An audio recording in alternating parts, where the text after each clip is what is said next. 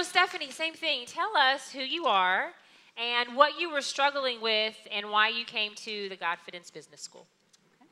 Well, I am Stephanie Barnes-Taylor, president and founder of Fabulous University, where women learn to unapologetically embrace their greatness and step boldly in it.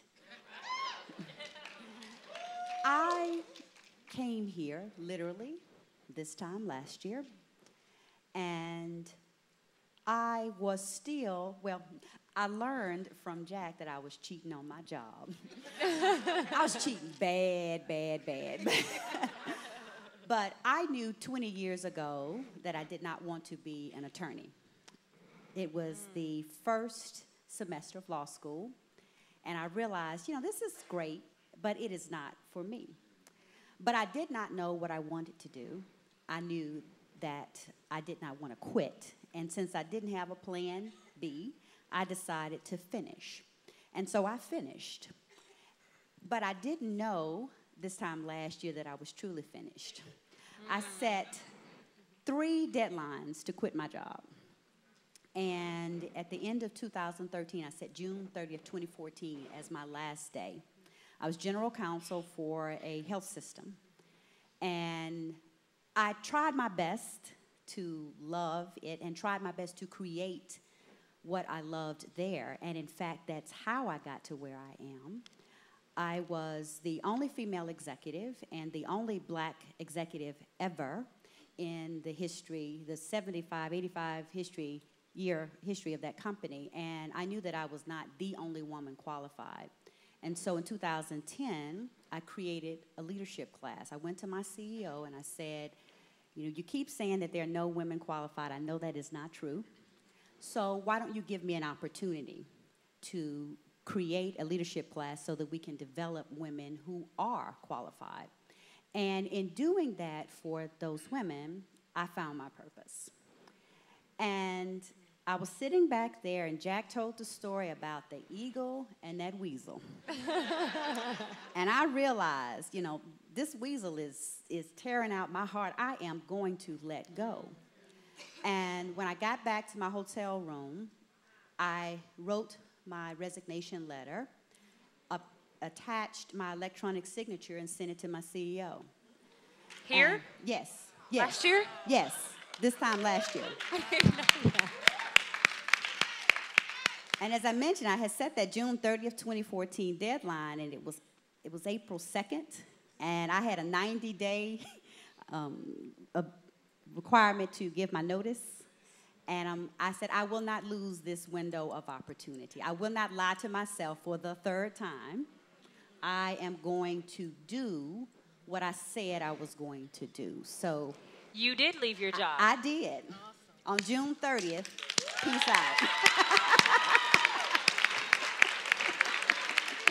You didn't ask for him to delete the email? No, I didn't.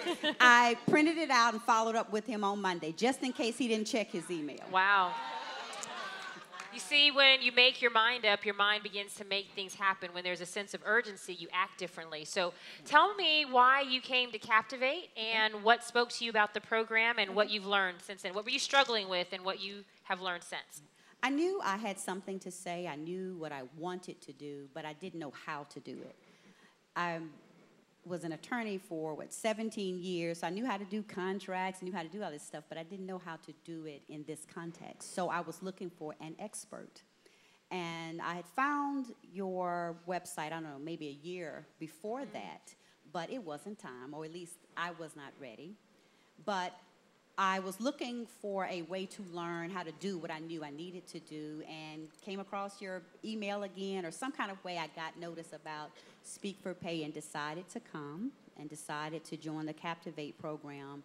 And it gave me tools because I needed to know what to do. And it gave me practical guidance on just how to set up my business, how to develop my voice and to develop my message, because even though I knew what I wanted to say, it needed to be something that somebody else wanted to pay to hear.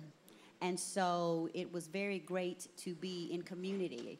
As Lady J mentioned, being around others it is a victory to be on this stage today among others who are doing what I am going to do in my own way. So, I mean, learning from them, hearing their stories showed me I can do this. And you were sitting like literally where they were Yes, last year. see, I was sitting Where right were you, there this time last year. So talk to us about the Captivate program, Sure. because you had never been in a mastermind I had program not. before. So what happens? What is it like? How is it different than being in a large event like this? How is the mastermind different? What are the things that you get to work on, and what have you learned? It is a much more intimate setting, and again, you are among people who, one, have committed to make the investment in themselves. So they are learning, they are teaching as they share their experiences, and you get the opportunity to really apply what you learn, because here you get a chance to come to the mic from time to time, but it's limited because of the number of people that are here and the limited amount of time. But in Captivate, you really get a chance to practice, and you are in a community that supports you and loves you and wants you to succeed. That's important.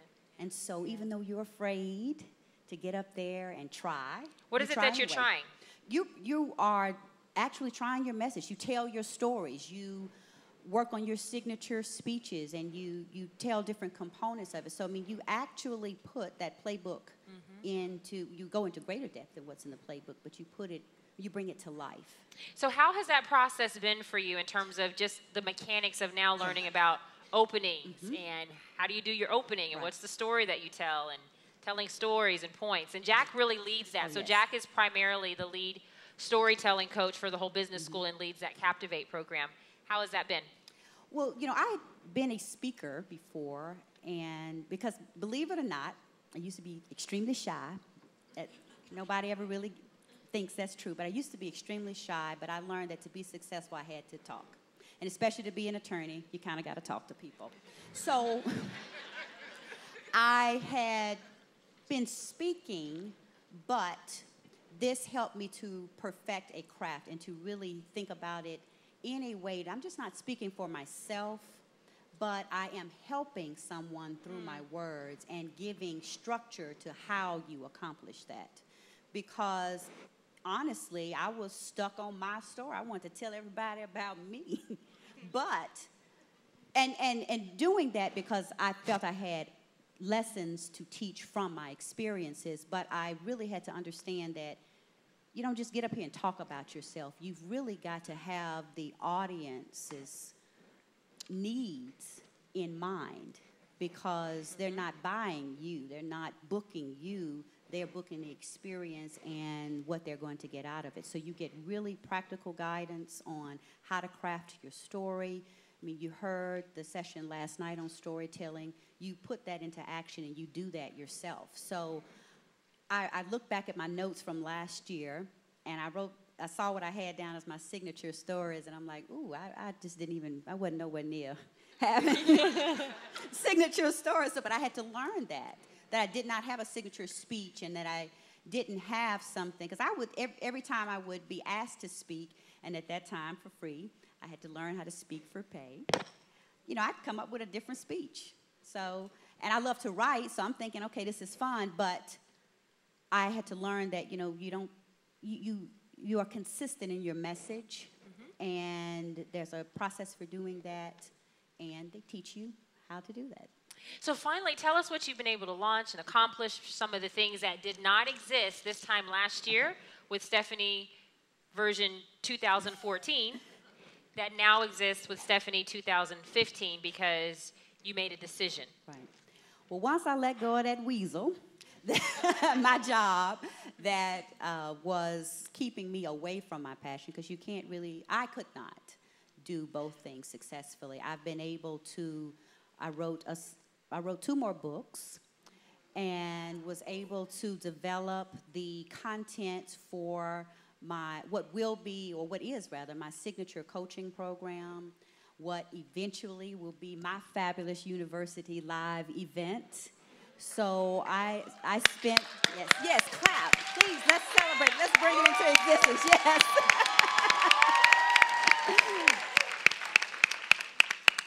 I recorded DVD series, a DVD series that is a version of my book and a version of the live event.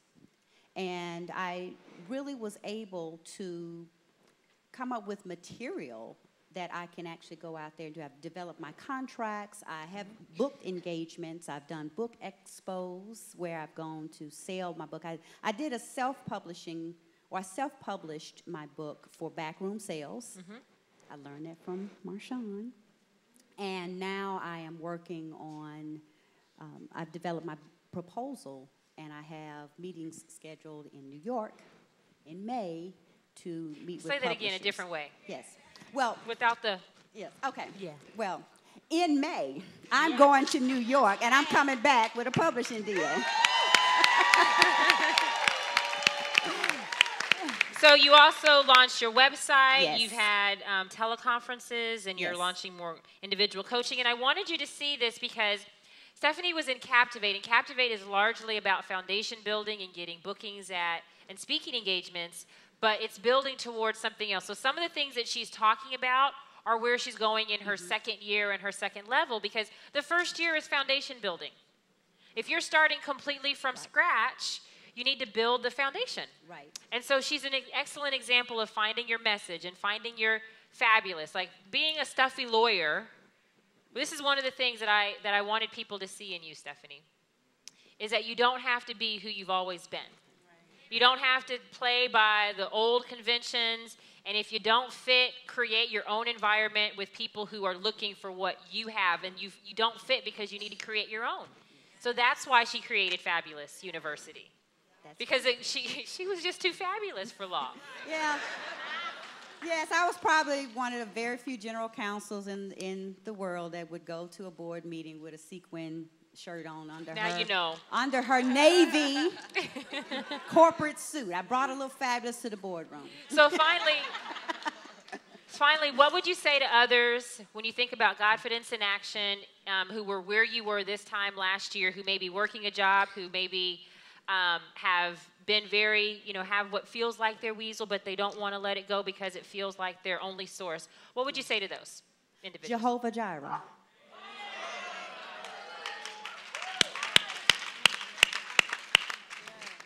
I had a six-figure job. It was good six figures, and for so long I held on to the financial security that job brought.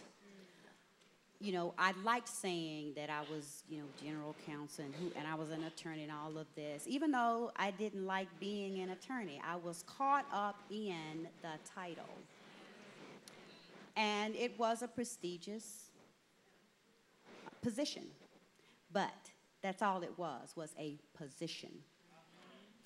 And I recognized that unless I allowed God to move through me, and move me from my place of comfort to my place of purpose, that I was going to forever keep myself from the wealth that I was destined to have. And not just wealth in money, but wealth in peace.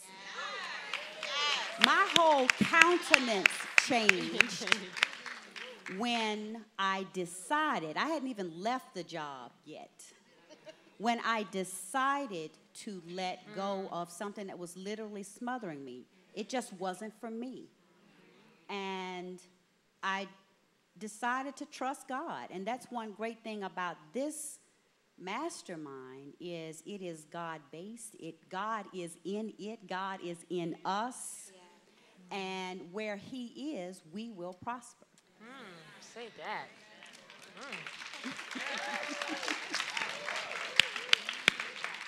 Let's hear it for Stephanie Bonds Taylor. So proud of you. So proud. So many parallels.